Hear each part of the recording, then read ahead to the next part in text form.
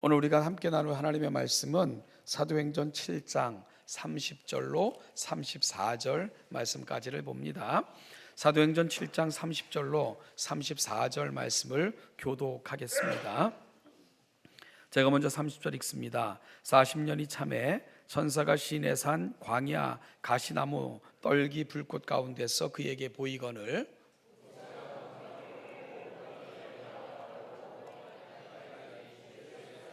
나는 내 조상의 하나님 즉 아브라함과 이삭과 야곱의 하나님이라 하신데 모세가 무서워 감히 바라보지 못하더라.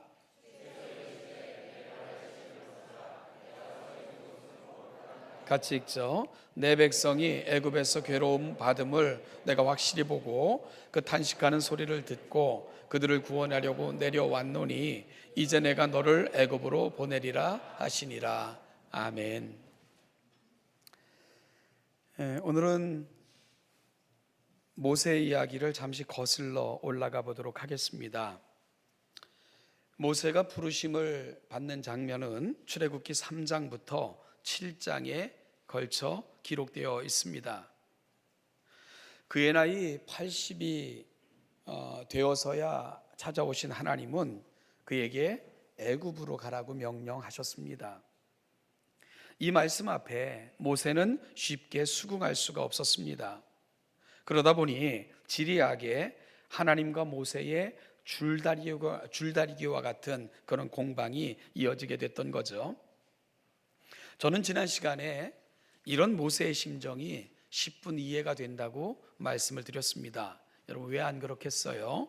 이미 나이는 80을 넘어섰고요.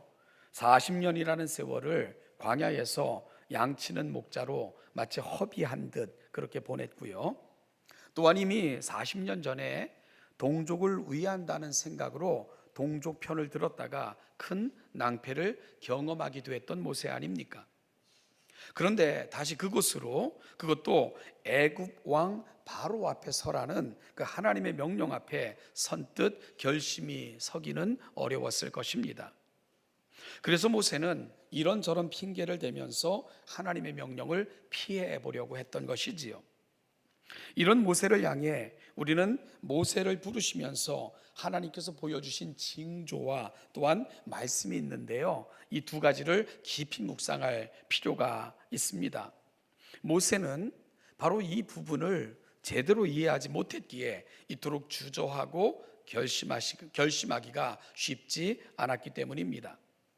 그러면 먼저 모세를 부르시면서 하나님께서 보여주신 징조가 무엇입니까? 우리가 이미 살핀 대로 하나님께서 모세를 부르실 때 하나님의 사자가 떨기나무 가운데로부터 나오는 불꽃 안에서 모세에게 나타나셨습니다. 떨기나무에 불이 붙었으나 떨기나무가 타지 않는 형태로 나타나셨지요.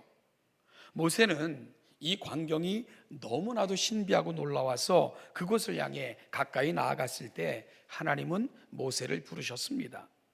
호렙산에서 모세가 부르심을 받는 장면입니다. 하나님은 모세를 부르실 때 이와 같은 징조로 그에게 나타나셨습니다. 여러분, 이것을 통해 하나님께서 보여주신 상징적 의미가 무엇일까요? 여기서 분명히 떨기나무는 모세를 상징합니다.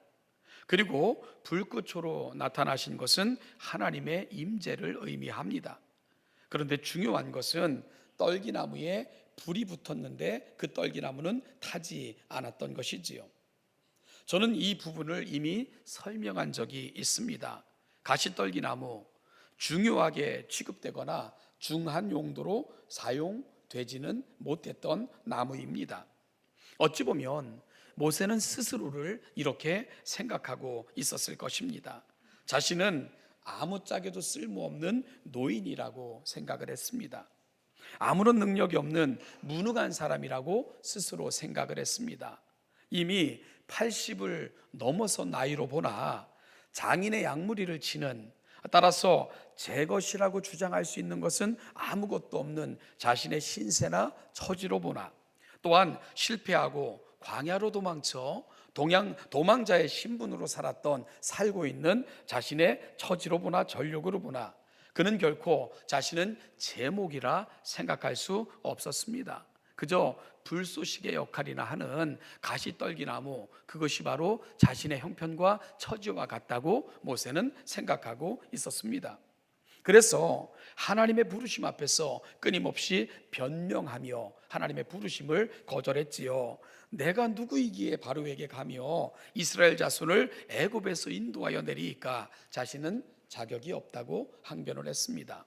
내가 이스라엘 자손에게 가서 이르기를 너희의 조상의 하나님이 나를 너희에게 보내셨다 하면 그들이 내게 묻기를 그의 이름이 무엇이냐 하리니 내가 무엇이라고 그들에게 말하리이까 아무런 근거가 없다는 것입니다.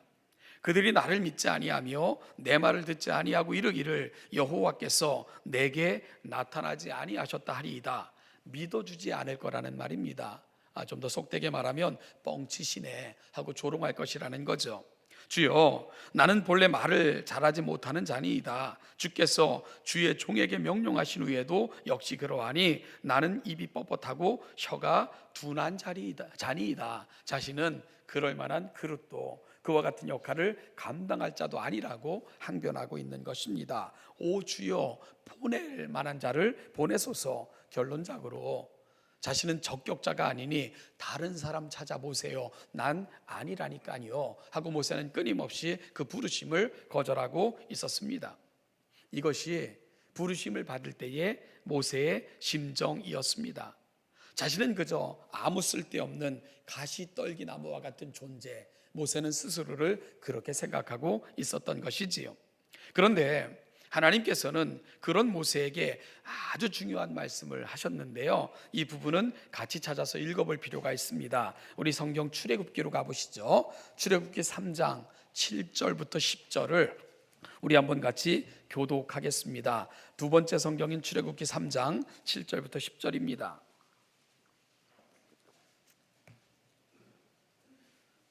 제가 먼저 7절을 읽겠습니다. 여호와께서 이르시되 내가 애굽에 있는 내 백성의 고통을 분명히 보고 그들이 그들의 감독자로 말미암아 부르짖음을 듣고 그 근심을 알고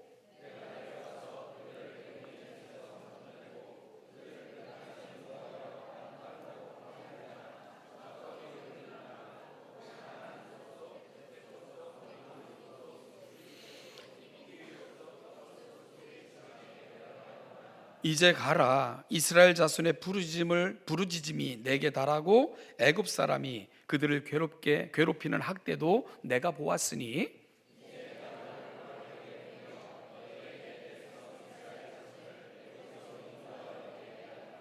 아멘. 함께 읽은 교독한 이 본문을 통해서 몇 가지를 좀 확인해 보죠. 여러분, 오늘 출애굽기 3장 7절부터 10절은 누가 누구에게 한 말씀입니까? 누가 누구에게요? 하나님께서 모세에게 하신 말씀입니다. 무엇을 말씀하고 계신 거죠? 부르심의 이유를 설명하고 있는 부분이에요. 장차 모세를 통해 하시고자 하시는 하나님의 계획을 밝히신 부분입니다. 여러분, 바로 애굽에서 이스라엘 백성들을 이끌어내시겠다는 장차 하나님이 행하실 일을 모세에게 구체적으로 설명하신 부분입니다. 자, 그렇다면 다시 한번 질문할까요? 여러분과 저가 교독한 이 본문 중에 가장 많이 등장하는 단어가 뭐였습니까? 가장 많이 등장하는 단어가 뭐였죠? 뭡니까? 맞추시는 분에게는 오늘 점심을 2그릇 드리겠습니다. 뭐죠? 뭐라고요? 내가라는 단어입니다.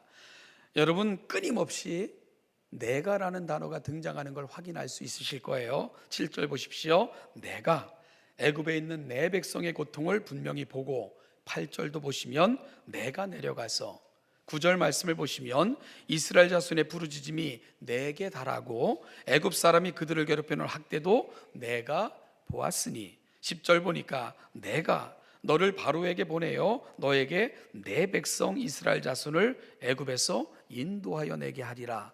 끊임없는 내게가 등장하고 있는 것을 보게 됩니다. 여러분, 여기서 내게는 누구를 말합니까? 하나님, 당신 스스로를 일컫는 말씀입니다.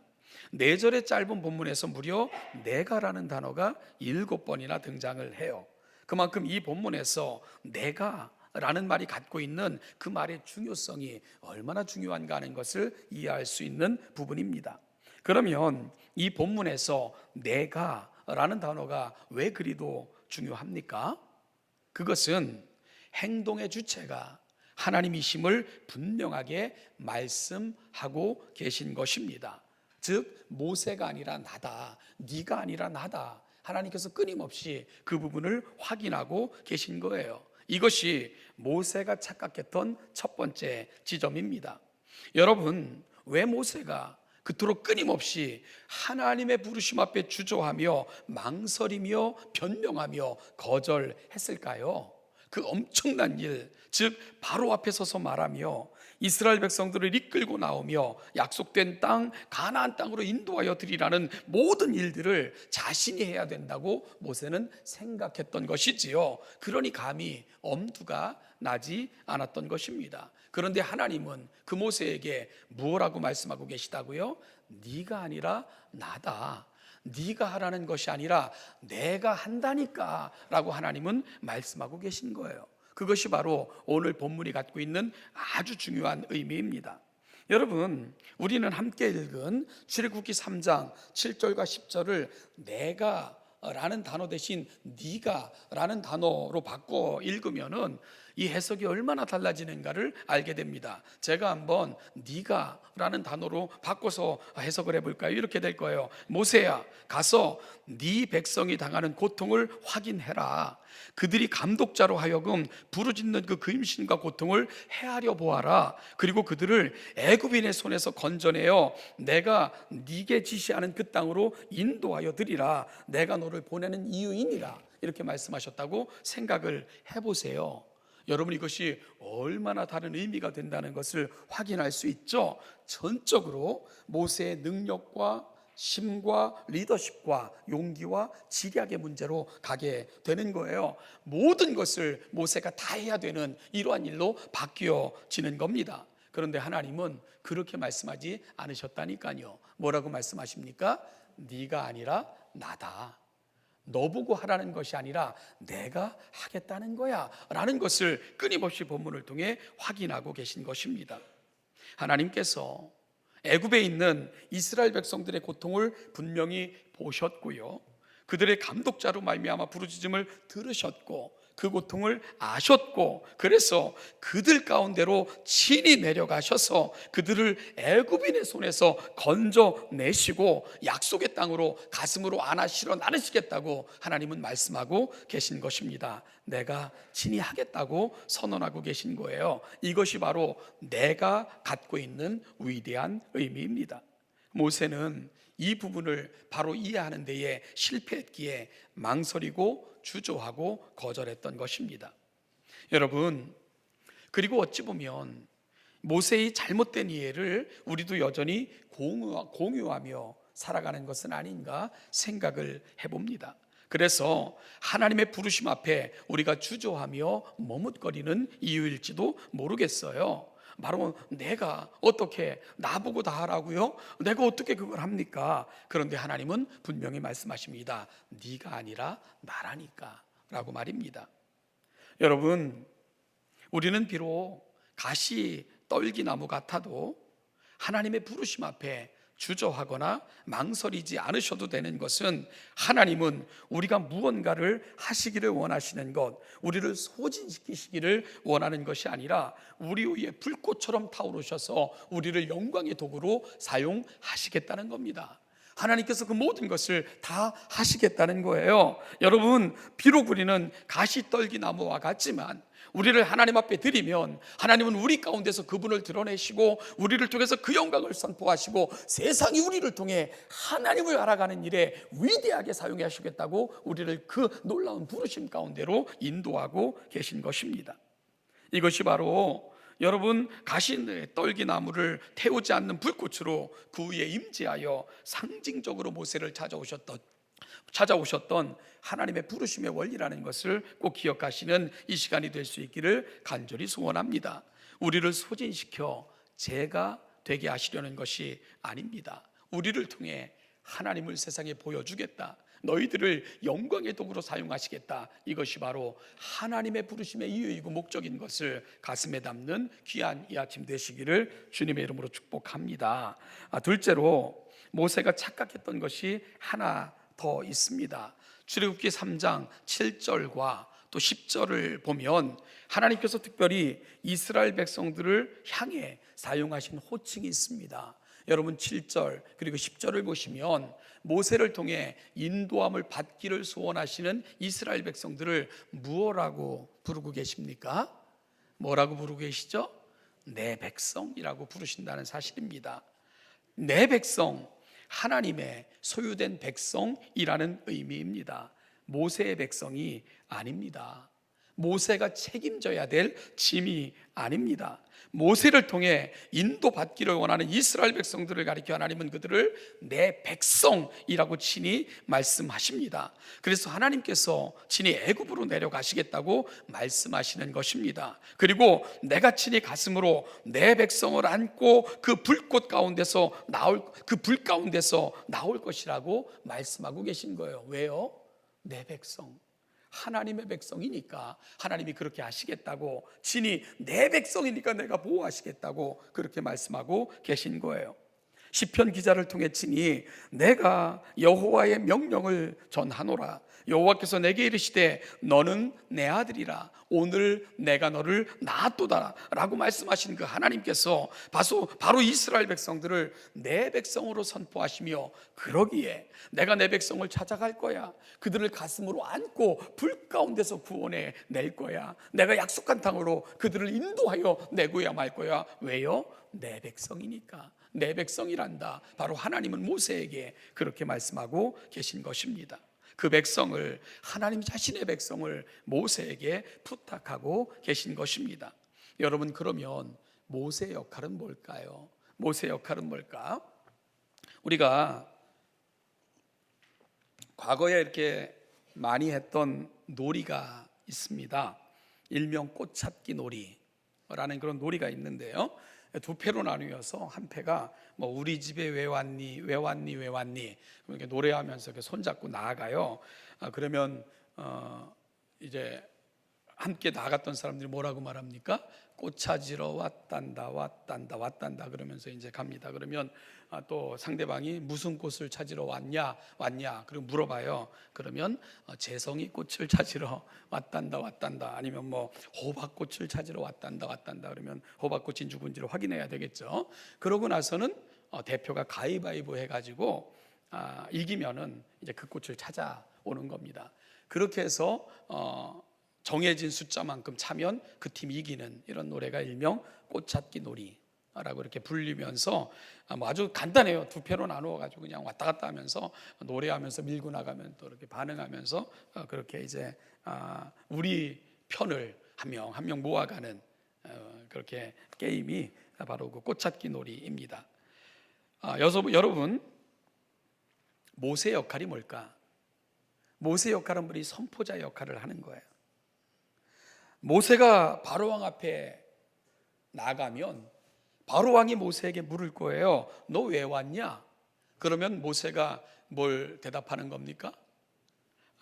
모세의 역할이 이런 겁니다. 하나님께서 그분의 백성을 찾으러 오셨단다.